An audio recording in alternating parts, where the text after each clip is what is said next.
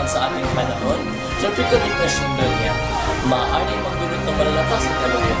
Para sa karagdagang impormasyon, ating pakinggan ang ating mahanging girls na sila Ate May at Ate Quincy sa kanilang weather report. May? Salamat, Mark. Sa kasalukuyan, may namumuong tropical depression bandang 5:30 ng umaga na nakikita dito sa east coast ng southern Mindanao. At kung magiging ganap itong bagyo, papangalanan ito ng Donya.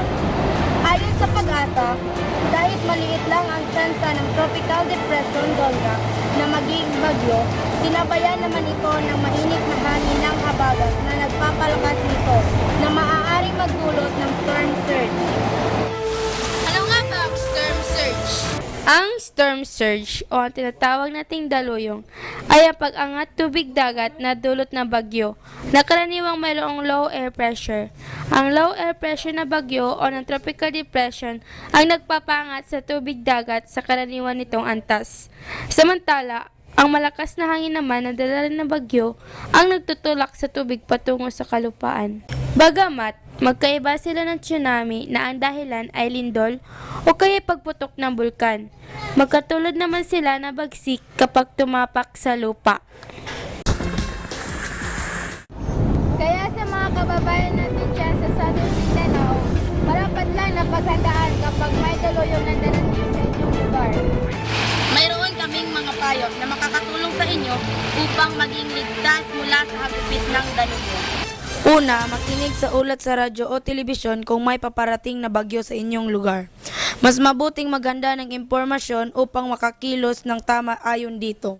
Pangalawa, kung sa tingin nyo ay nagsimula ng storm surge at ang mga ito ay papalakas na papalakas, agad lumikas at pumunta sa evacuation center. Dalhin ang mga importante kagamitan tulad ng papeles at mahahalagang dokumento, iilang damit at package bag kung saan lahat ng pangangailangan sa loob ng 48 oras ay nasa loob tulad ng flashlight, cellphone, dilatang pagkain at di bateryang radyo. Pagkatapos ay pumunta agad sa nearest evacuation site sa inyong lugar. Manatili sa evacuation center at maghintay hanggang wala ng daluyong ang naiuulat. At pangatlo, kung naipit man sa sitwasyon ng daluyong, Huwag mag-alinlangan na tumawag kaagad sa KPP Rescue Hotline number na may numerong 92533 at inyong maaasahan ang mabilis na pagresponde at pagtulong mula sa aming kupunan. iyan muna ang lahat para sa aming weather advice. Ako si Ate May. At ako naman, si Ate Quincy, na nagsasabi, tandaan, hindi kailanman mawawala ang takot at pangamba.